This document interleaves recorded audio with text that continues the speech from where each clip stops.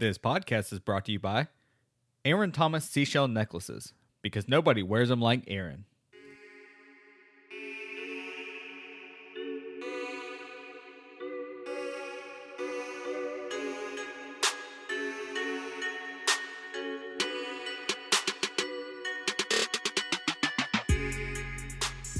And welcome to episode 15 of the Section 111 podcast. I'm your host, TJ Shoemaker, and I'm joined today by a very special guest. I'm joined by the co-host of Gators Breakdown Podcast and the creator of ReadingReaction.com, Will Miles. Will, how you doing today?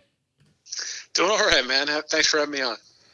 Yeah, man, it's my pleasure. And I don't know if you remember, but a couple of years ago, you reached out and complimented mine and my fiance's pregnancy announcement. And, that meant a lot coming from you, as I was a big fan of yours, listening to Gators Breakdown the past couple of years. And, also I read your articles over at ReadingReaction.com. So that was a big compliment from you. So thank you for that.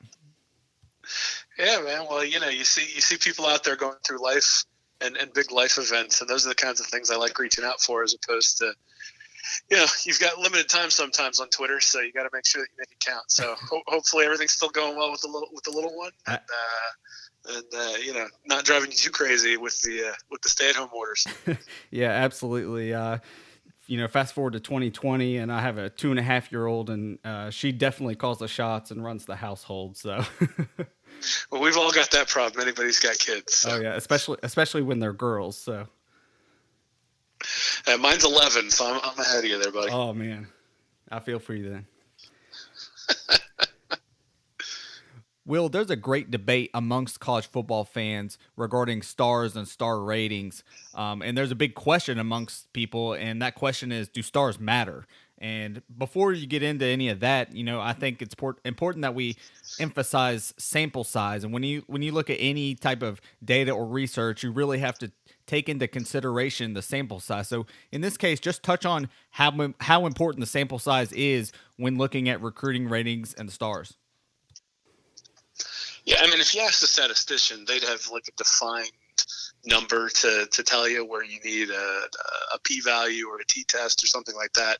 But most casual fans aren't necessarily going to know what that means. I think the biggest thing you want to look for is if you change the number by 1, does it impact your percentage significantly, right? So if you say, hey, this 5-star wound up at All-American instead of not winding up at All-American, does that swing a percentage a huge amount? Does it change the story that you're trying to tell with the data? And that usually gives you a pretty good idea of whether you have enough data points. So you see this a lot with football teams, where a team will win like 5 or 6 one-score games, and the team, let's say, goes 11-1. Well, the next year you sort of expect them to regress, not because the team's necessarily going to be worse, but just because you don't normally go 6-0 in one-score games, and so maybe they go 4-2 the next year. And even though the record is worse, the team was actually better, or at least was equivalent to what it was the year before. So, when you're looking at game-to-game type of changes in football seasons, I think the sample size is relatively small. When you start talking about recruits, though, I mean, you've got almost 10,000 recruits who come in every year, ranked from 2-star or less all the way up to 5-star. So it's a pretty decent set of data, where if one 5-star or one 2-star does something that's an outlier, it's not necessarily going to throw all the data out of whack. Will, and if you could, can you kind of break down the numbers and percentages regarding like top 3 Heisman finishes and Heisman winners from past years? Yeah, so I think the first thing we want to talk about is that every year, if you think about the way recruiting is broken down, and different services rank players differently, but essentially there's about 35 stars in a year, right? So over the course of a 3 or 4 year period, you're looking at 95 stars versus almost 5,000 or maybe more than 5,000 3-stars. So the percentage of people who fit within that bin is significantly smaller as you get to the elite category. So that's something that's important to remember, because when you see a 5-star perform, that's expected, obviously. When you see a 3-star perform, I think that's a significant deviation from the way a normal 3-star performs. And you see this when you look at Heisman trophies. You see this when you look at All-Americans. So from a Heisman 17, I looked at the average star ranking was 3.98. The average national ranking was 240th, according to 24/7 Sports Rankings. So you had 13 5-stars, 15 4-stars, and 12 3-stars who were in the top 3 of the Heisman Trophy rankings, which actually sounds like a pretty significant slug of 3-star recruits, right? You got 30% of the Heisman trophies being won by 3 stars. But during that time, you've got 53% of the recruits are 3-star candidates, and only 9.2% are 4 stars, and 0.8% are 5 stars. So on a percentage basis, the 5 stars are winning way more Heisman trophies than the 3 stars. But what that really just says is that there are diamonds in the rough. You see this in basketball maybe a little bit more than football, or at least it's a little bit more accentuated, right? The guy who comes to college as a guard and he's got good handle, and then he grows 5 inches. Right. And Yeah, all of a sudden, exactly. that guy who was rated way lower when he grew 5 inches, now he's a much better player. I think you see that some in the football rankings, where a guy, just matures in a way that's different, maybe a little bit of a late bloomer, somebody who picks up quite a bit of speed because of whatever physical development he has. And all of a sudden you've got a guy with the physical tools. And quite honestly, sometimes the recruiting rankings and recruiting process is going to miss some of these guys. But I think it's also just a matter of fact that when you look at the number of 5 stars and 4 stars, there's going to be space for 3 stars to get out on the field. And sometimes those guys are going to perform better than you can predict, just based on their work ethic and based on being in the right situation with the right coach and all those sorts of things. Right. Yeah. I mean, you mentioned the work ethic and the coaching. Those are variables that a lot of people need to consider when thinking why a 3-star maybe outperforms their star rating in college. So, that's a great point, and I think that a lot of 3 stars maybe get overlooked. For a variety of reasons. Maybe it's something like they don't attend many of the circuits and the camps throughout the summer, going into their senior year, and therefore, they're just not evaluated properly. And, that might be a reason why they kind of slip through the cracks. But, overall, I think that these recruiting services, they do their due diligence, and they do their job. And I mean, they rarely miss. I feel like, I hate to use the term, hit and miss, but more times than not, the 4 and 5 stars seem to pan out, and we'll get into that here in a little bit, looking at some NFL statistics. Yeah, well, it's funny because when you look at what coaches say, so I was listening to a press conference from Dan Mullen the other day, and he was talking about how it doesn't take a genius to go out on the field and see that Percy Harvin or Tim Tebow is gifted.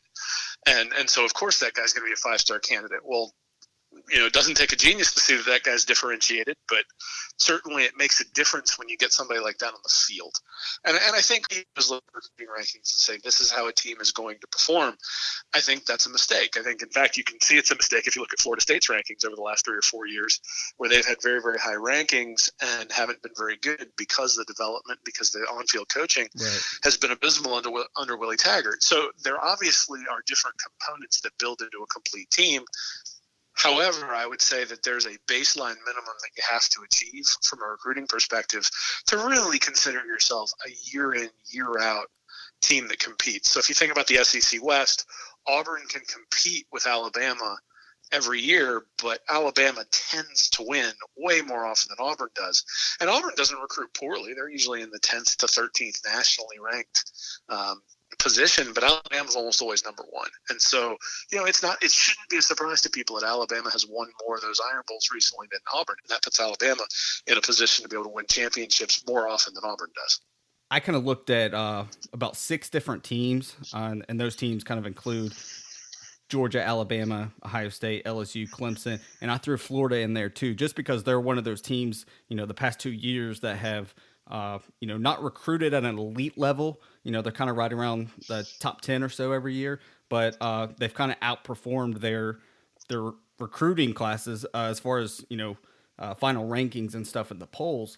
And so what I found when looking at these teams and the past 4 recruiting cycles is that Georgia has actually had the number 1 class over the last 4 years.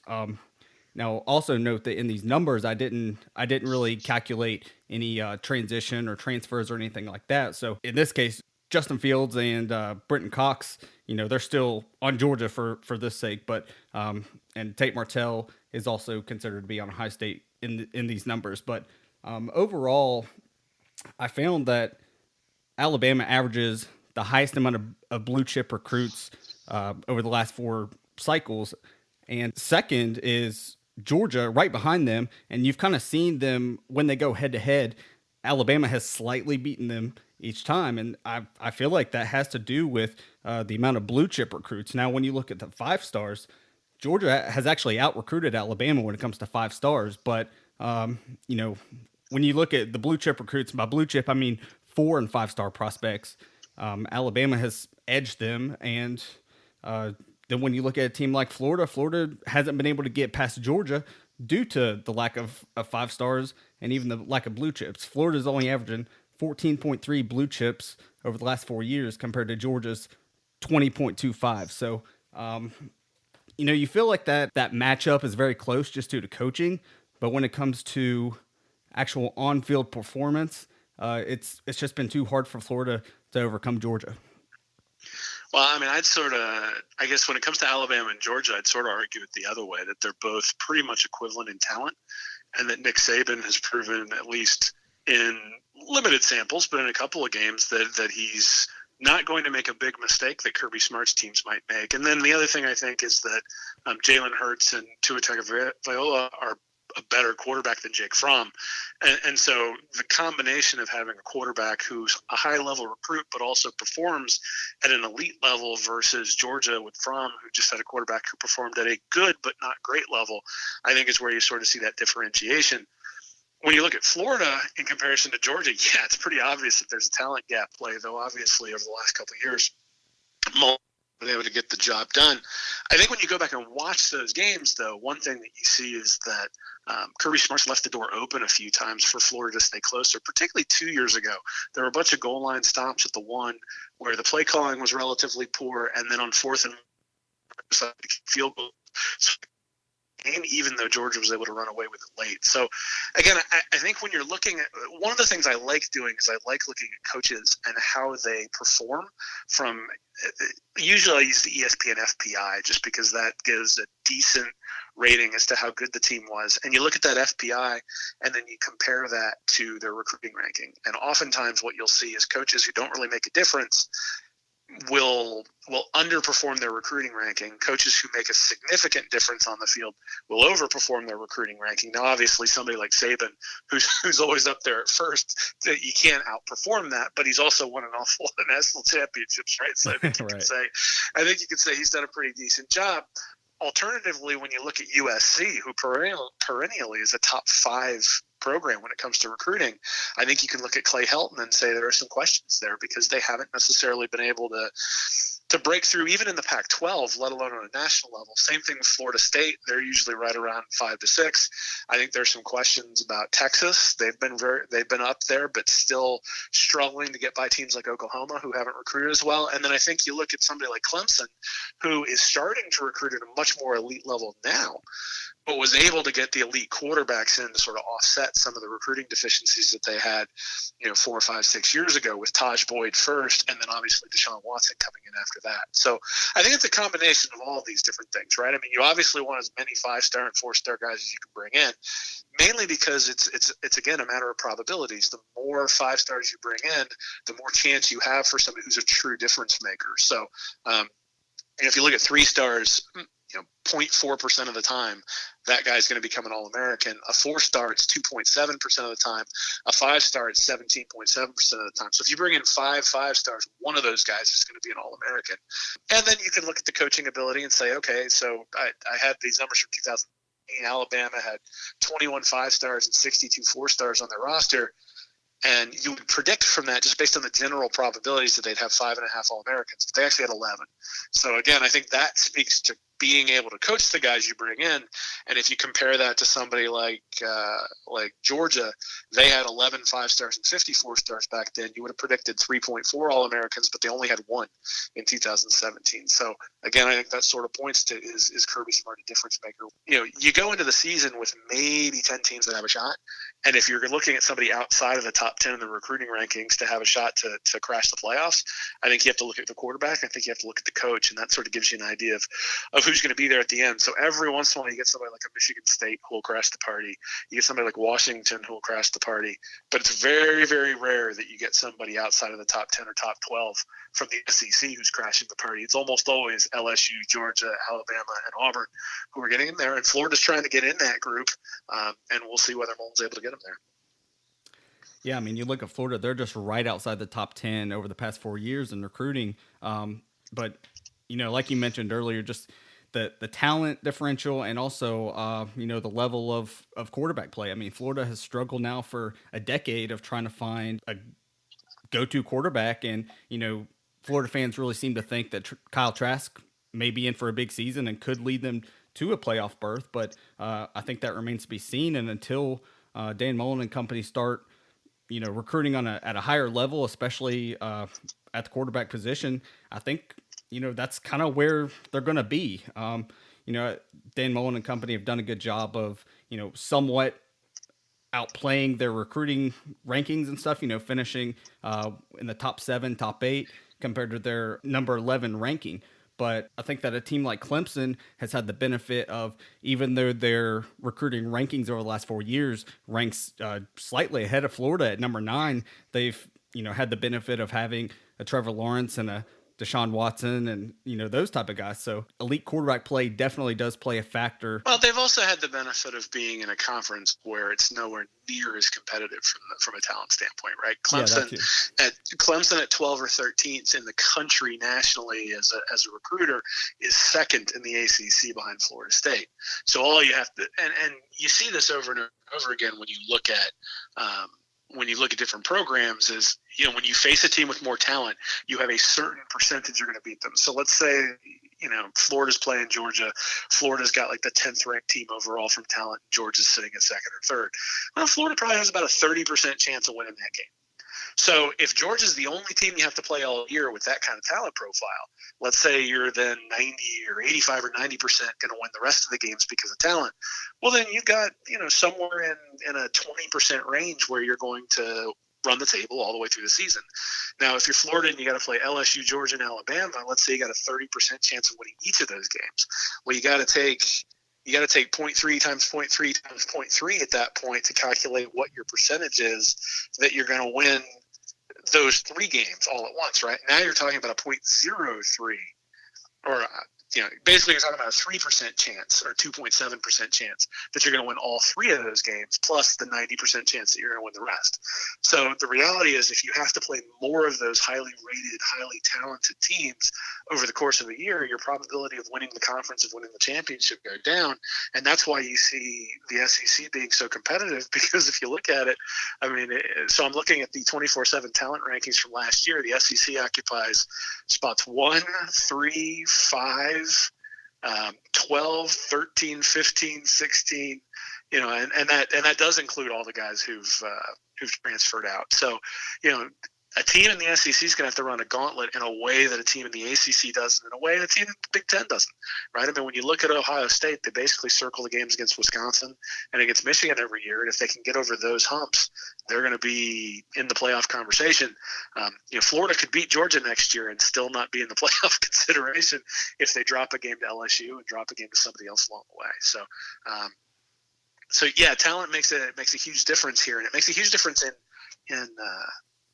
conference. One of the things that you see is, if you plot winning percentage by conference recruiting ranking, let's say the 5th team in the SEC has a very similar winning percentage to the 5th team in the Big Ten or in the Pac-12 or anything like that. Just basically the pecking order in the conference in terms of recruiting has a pretty decent correlation with the winning percentage of the team overall. When you look at a conference like the Big Ten, you think of the more competitive teams, the Wisconsins, the Iowas, the Penn States, the Michigans, outside of Penn State and maybe even Michigan, no other team within that conference even recruits close to the level that Ohio State does. So, Ohio State year in and year out is, the favorite, and Ohio State year in and year out is also the team that's, most likely to get into the college football playoff and is always in talks for the college football playoff at the end of the season. So, I think there's definitely a correlation between the higher the recruiting ranking, the greater chance you have to win and get into the playoffs. So, yeah, but again, I think this also has. So one of the things that I really don't like about the recruiting rankings is that when you see a 3-star excel, to use that as an argument that, oh, well, stars don't matter. I think it does matter. I think what it does is it says that 3-star guy rose above his circumstances and has done something really remarkable. And I think you can say the same thing about a coach. So one of the reasons I think Dabo Swinney should get more credit than maybe he does is because he has had recruiting rankings that are lower than Alabama. So for them to walk into the national championship games against Alabama and go toe-to-toe with the big boys, I think says something about his ability to develop and his ability to build a program. I think one of the things that we shouldn't do is we shouldn't use recruiting rankings to tear guys down and say, oh, you're not worthwhile because you're a 3-star. I think it's just as useful to say, hey, wow, this guy Baker Mayfield or Lamar Jackson was a 3-star quarterback coming in. They've done something really remarkable to turn themselves into guys who can win the Heisman Trophy. Let's give them credit. Or in the case of Florida, let's say Florida wins a championship in the next couple of years. That means Mullins won a championship in a way that in the SEC is really, really difficult to do.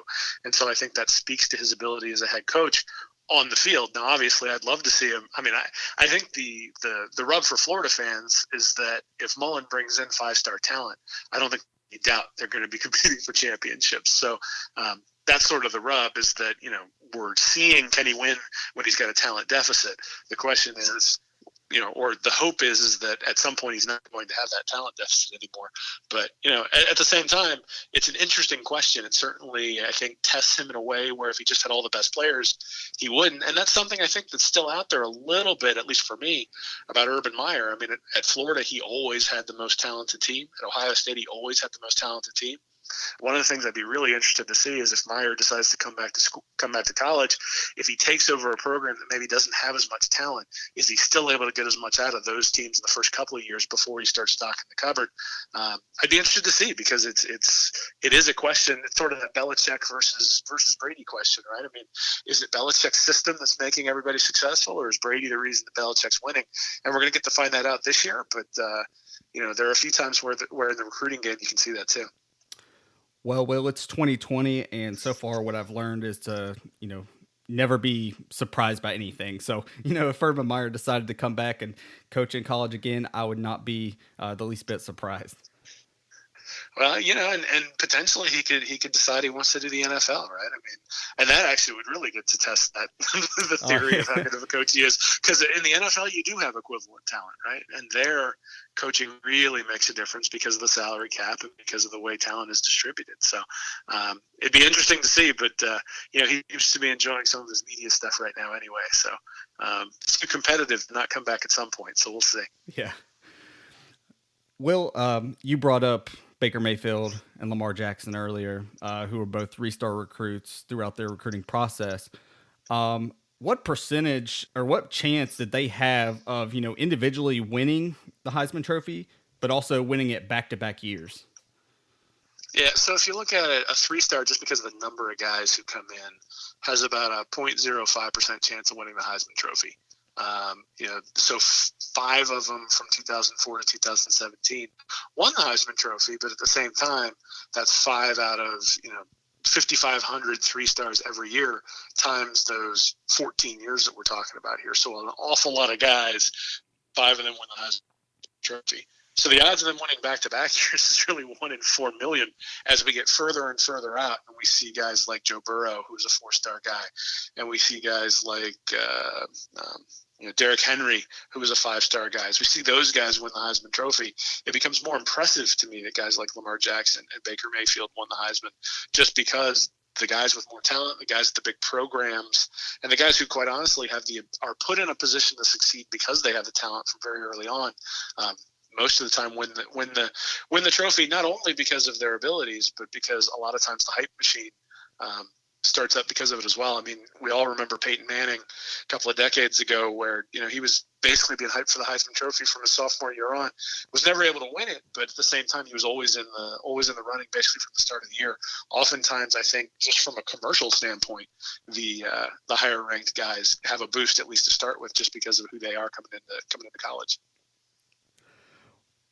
Will, and it always kind of baffles me a little bit when people like to say, well, stars don't matter, stars don't matter. But when someone says that, to me, it's almost like you're just downplaying one of those 3-stars accomplishments. So you're downplaying the fact that Baker Mayfield, who was not only a 3-star, but a walk-on at one point, he won the Heisman Trophy, and you're kind of downplaying that a little bit when you try to make that argument that the stars don't matter just because a 3-star won this or a 3-star did that. And, it's something that I've never understood. So just what are your thoughts on that?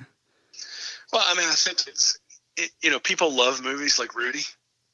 And the reason you love them like Rudy is because you can relate, because very few of us were actually 5-star guys. I was certainly not a 5-star recruit, and most people weren't 5-star recruits. And the idea is that if you go out, and most of us want to believe that if you go out there and you work harder than the guy who's arrogant, that you're going to do a great job, and that you're going to be able to get better than that person. The issue is that, to me, is that oftentimes the guy who is the 5-star is the 5-star because he was humble, because he did work his butt off, because he took this God-given ability and was able to go out there and accentuate it when he was in high school. And in some respects, the star ranking coming into college is related to the amount of work and the amount of discipline that he had in high school as well. But I think that's really, if you want to know why people get upset about, I mean, I guess there's 2 reasons. One is if your team doesn't have the most talent, then you still want to have hope that your team's going to win. And so it's much easier to say, well, stars don't matter, than it is to say, well, we're doomed coming into the year because we don't have enough talent. And then I think the other thing is that we like the story of, the feel-good story of the guy who makes good even though he was overlooked by people and things like that. So I don't think it's necessarily a disrespect thing to a guy like Baker Mayfield or Lamar Jackson, or at least it's not intended to be that way. Right, I think more. I think it's more just people who want to be surprised, right? Who believe that Michael Jordan getting cut from his high school basketball team is what made him who he is today, and that if he'd made that team, well, he wouldn't have had his legendary work ethic. But then again, you go back and read stories about him in Wilmington when he was a kid, and a bunch of his friends talk about just his legendary competitiveness. Was like 4, 5, 6 years old. So I tend to think that the narrative is he got cut from his high school basketball team, and that's why he became who he was. I think more likely it's that he was who he was, and that he then applied those things, those skills that he had after he got cut, and it just made him better and better and better over time. So, I think at the end of the day, like, this is all fun, right? So, I love it. So you want to go out there, you want to believe your team has a shot. And I think that's the big takeaway when you start looking at the numbers is, like I said earlier, if you got Alabama and Florida or Georgia and Florida, it's maybe a 30-70 or 35-65 chance that Florida has going out there against Georgia based on recruiting rankings. But that still means that 35% of the time, if you're Florida, you're going to be happy with the result. And so the hope still exists. It's just that when you start thinking about championships, and if you've got to chain those things together, then it becomes a little bit more difficult. That's actually one of the places where Florida has an advantage this upcoming year, is that they get to play LSU, who's sort of rebounding from a bunch of guys going to the NFL. I think they had 16 guys drafted. And then Brom's left, and they're making a transition to a new offensive coordinator. And then there's really nobody else on Florida's schedule who is more talented. And so so you look at 2020, you say this is the year Florida can make a move because of the way things sort of line up. Whereas next year they're going to have a reloaded Georgia, a reloaded LSU, and Alabama on their schedule. So it's something where you look at that and say 2020 is really the time they should make a run, and that's tied in most part to the overall talent, but also the talent of the quarterback position. That where the SEC is going through quite a bit of transition this year. Yeah, well, I agree that Florida's 2020 schedule is definitely the most favorable schedule that I feel like they've had in quite some time. And I think that if they can just get some consistent quarterback play from Kyle Trask and, the defense do its thing, I think that, they have a good chance of beating LSU and possibly getting past a tough Georgia team. But we'll see. Yeah, it's funny though, because when you look at the fan base, they're pretty divided right now between Kyle Trask and Emory Jones as backup, because Jones seems to fit Mullen's offense a little bit better.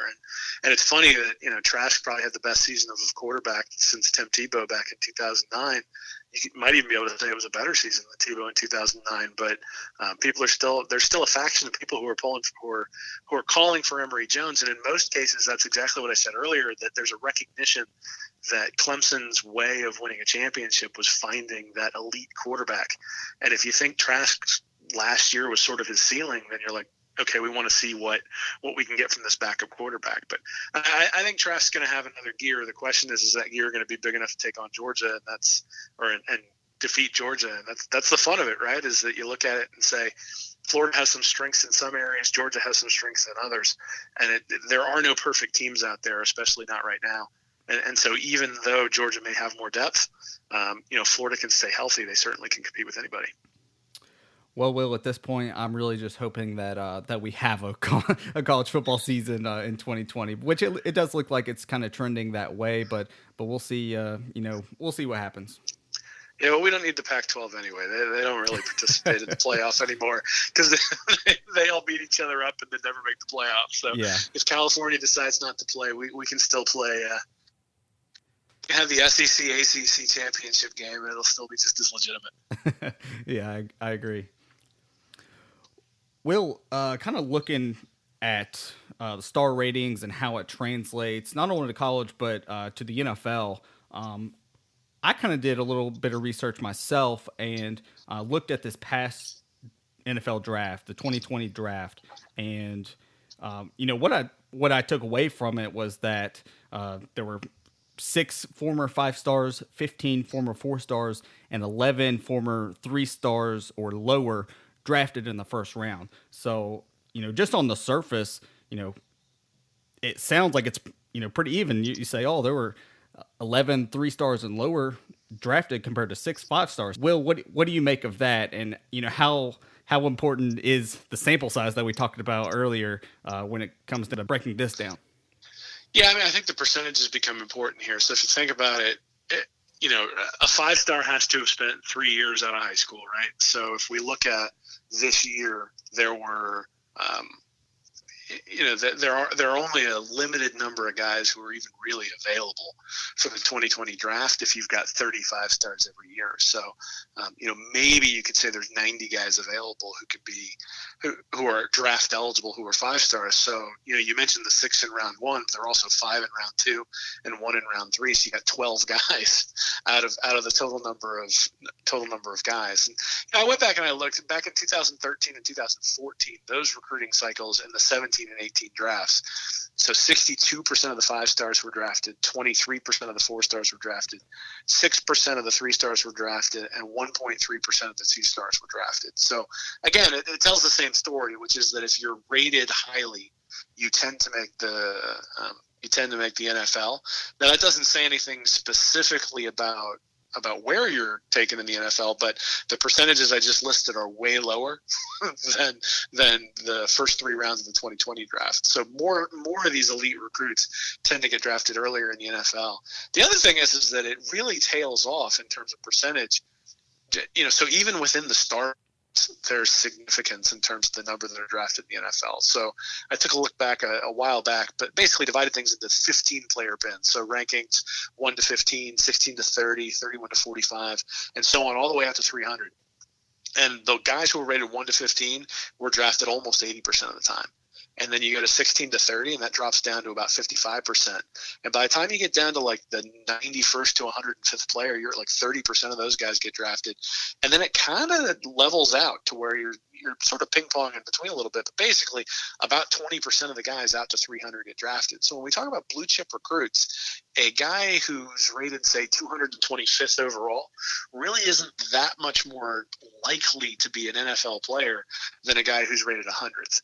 The place where you really see the difference is when you look at a guy who's rated 14th or a guy who's rated 40th or something like that. Those guys get to the NFL much more often than a guy who's rated 120th. So if you're looking at recruiting classes, if you're trying to grade recruiting classes, I think it's really important to weight those elite guys in the top 50 far more than 6 guys in the top 300, I guess, is sort of my point, is that they really tend to show up in not only the NFL draft, but just show up in terms of you really start to see differentiation when you go towards that top tier.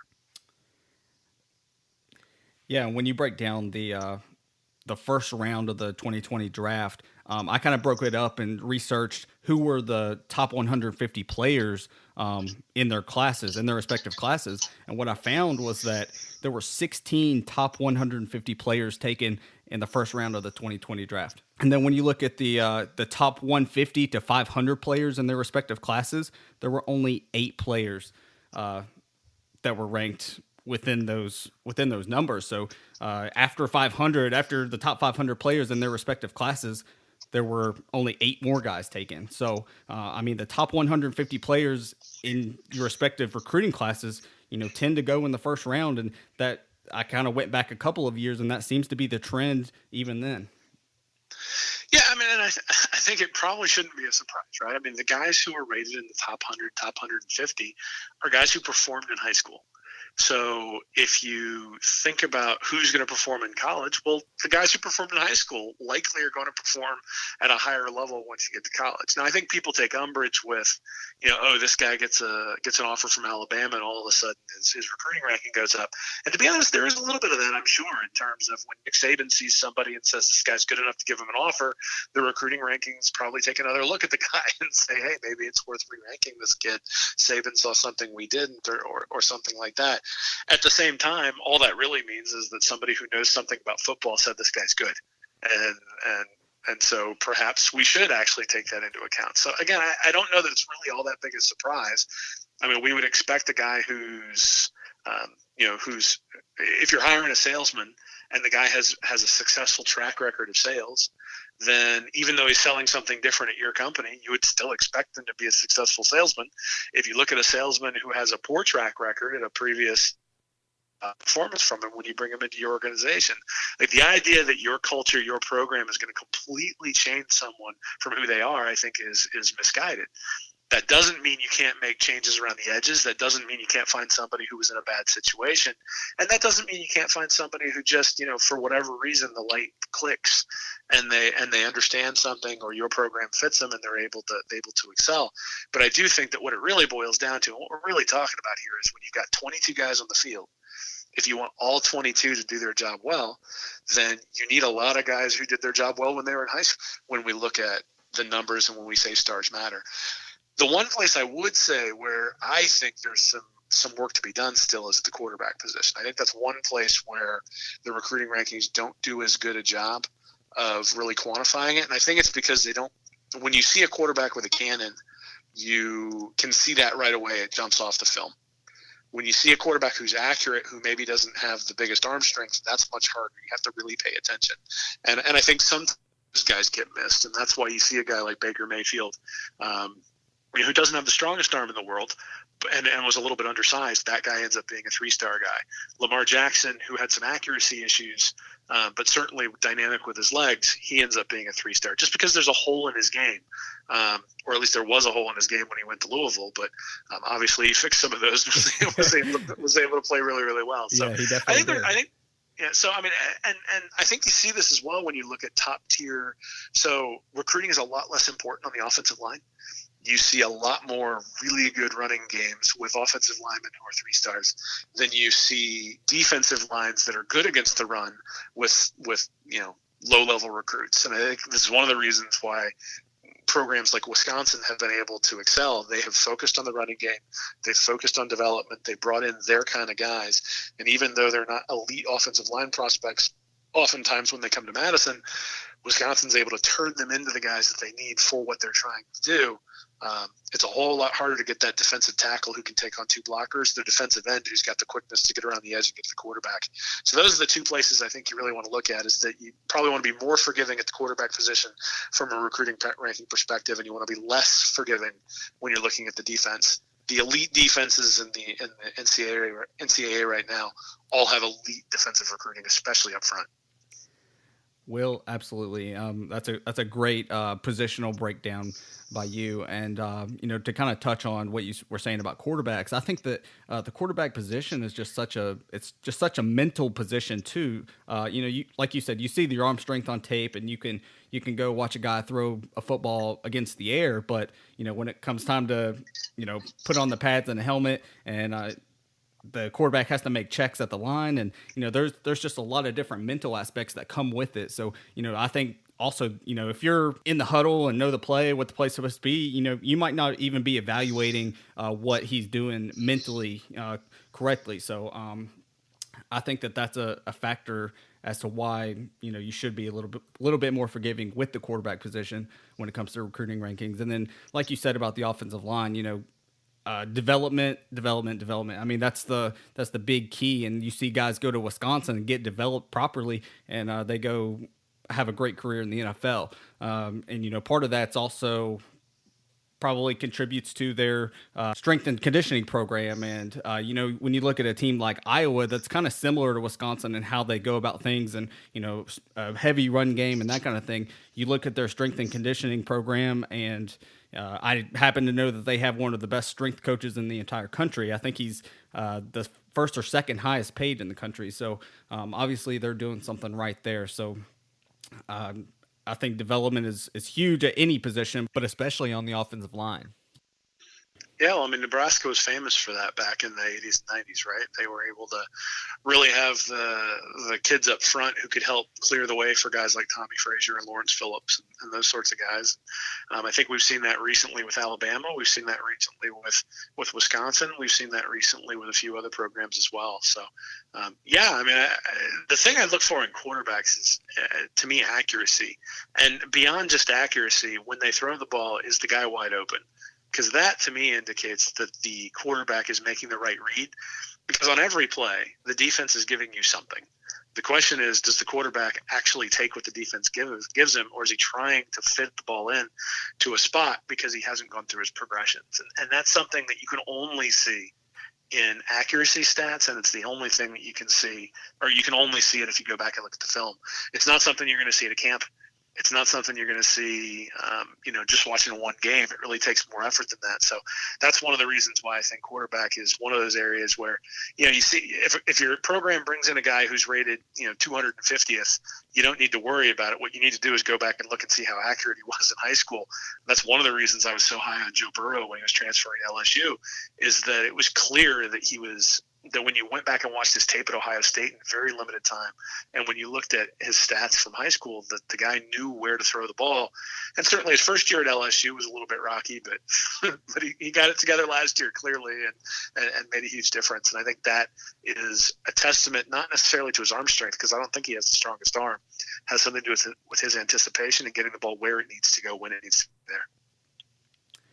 Yeah, definitely. Joe Burrow has kind of become somewhat of a legend up here in my area. I'm originally from Southern Ohio, and that's where Joe Burrow's from, just a couple of hours away. And he's definitely getting up there with celebrity status in the state of Ohio. So when he was transferring from LSU or from Ohio State before he went to LSU, I was also on board with Dan Mullen going after him as you were, and it never did happen. And I was actually in the Swamp last season, or the season before last, and watched Florida play LSU, and that's the game where Joe Burrow threw the pick six to kind of seal the game. But you saw a big change in Joe Burrow from year one at LSU to year two, and I think a lot of that probably had to do with schematics and stuff like that. But I think it also just had to do with a mental growth within himself. So I'm also a Bengals fan, so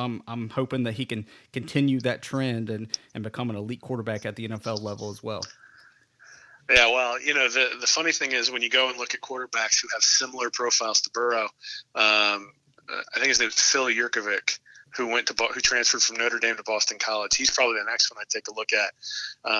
Boston College, obviously not a football hotbed, but I would expect them to hit the over on a few games next year if he's declared eligible since he's transferred.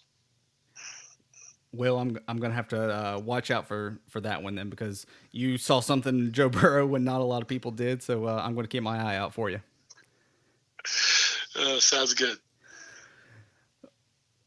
Well, Will, over all the data that you've collected, when looking at star ratings and everything, what did that data really tell you in the end? Did it answer your question as to do stars matter? Yeah, I mean, it certainly does. I mean, the 5-star guys win Heisman's more often. They become All-Americans more often. They track with teams that win, just overall winning percentage, and they make it to the NFL more often. And the reality is more often doesn't mean always. And certainly there are other components to winning programs, but this is a huge part of building a winning program. And so if you have a coach who's struggling with recruiting, that's a big deal, right? It's a big hurdle to overcome.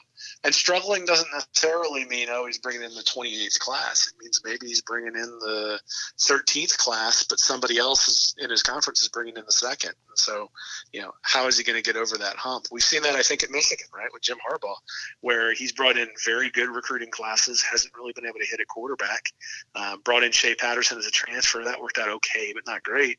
And in the meantime, Ohio State keeps winning, and the Michigan faithful are getting a little bit restless.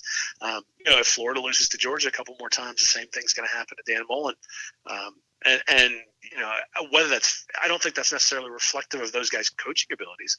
I think it's reflective that they don't have the same level of athlete and the same level of recruit on the field as the guys they're being asked to go up against. Now, these guys are big boys. They're getting paid $5, $6, $7 million a year to go out there, and a big part of your program is recruiting. And so, again, if your team has a coach who's recruiting in a way that isn't on par with the big boys in your conference, your team's going to struggle. It just means that you got to set the expectations, right? That, again, like I said, Florida going into that Georgia game should be an underdog because Georgia has more talent.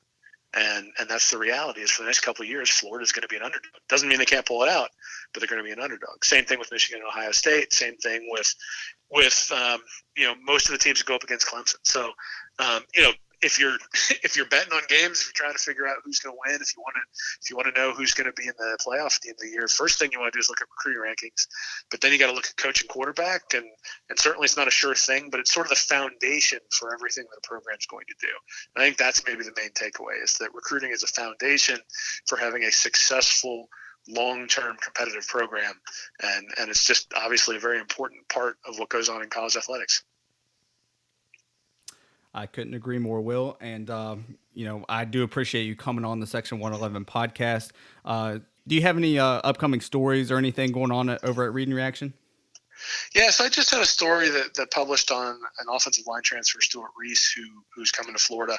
I'm probably going to have something in the next couple of days about some things that have been going on with Antonio Morrison, one of the ex-Florida linebackers, who's been having some troubles. And then Chauncey Gardner-Johnson got into it a little bit with the staff, so I'll probably be writing about that. Oh, yeah. And about that as well. There have been a few things going on. The biggest thing is just stop by every once in a while, and if you sign up, it's free to sign up to get the newsletter. And when you sign up, if the topic interests you, certainly take a look. But the goal of the site is to teach. So, if you read an article and you haven't learned something after you've read the article, not specifically about Florida, usually it's if you haven't learned something about football, hopefully, then I haven't done my job. So that's the goal, is to make sure that you learn something about football when you're reading an article. And whether that means you've learned something about CTE, if we're talking about somebody, if I'm writing something about Aaron Hernandez, or whether that means you've learned something about, something that Todd Grantham's doing with his 3-4 defense. That's always the goal, is to make sure that the teaching of something is first and foremost. Well, and that's why I enjoy, reading your stuff so much, is because, I do feel like every time I read it, I definitely learn something, and it's very educational. So I do recommend everyone head over to readandreaction.com, check out Will's articles. He does an amazing job, and that's one of the reasons why I brought him on this podcast, and he did a fantastic job on the podcast as well. And thanks for having me. I appreciate it. Well, no problem. Thanks for joining me. And that was Will Miles of the Gators Breakdown Podcast, and also of readandreaction.com. I'd like to thank Will for coming on and sharing his analysis and research, and helping us answer the question, do stars really matter? But as always, in this episode, I hope that you all learned something. I hope that you gained some new perspective. And most importantly, I hope you all were entertained. So thanks for tuning into this edition of the Section 111 podcast.